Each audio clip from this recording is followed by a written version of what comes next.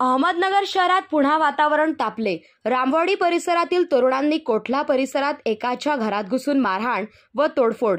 आज दिनांक रविवार 4/2/2024 रोजी दुपारच्या सुमारास किरकोळ कारणावरून मुबारक फारुख शेख उर्फ सलमान त्याच्या घरात घुसून दहशत माजवली, तसेच सामानाची तोडफोड करून शहराचे वातावरण बिघडण्याचे कामही काही समाजकंटकांकडून करण्यात आले आहे।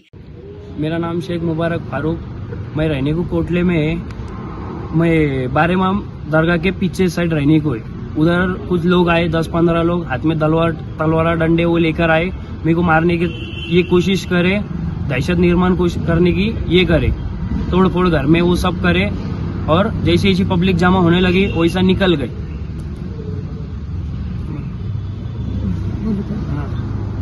हमारे घर में उसे वो धमकी दिए और लेडीज छोकरी को भी ये करे, ऐसा दम दिए।